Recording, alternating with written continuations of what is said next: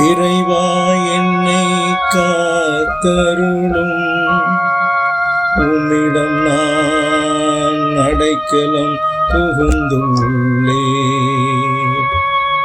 நான் ஆண்டவரிடம், நீரே என் தலைவர், உமையன்றி வேறு செல்வம் எனக்கு இல்லை என்று சொன்னே.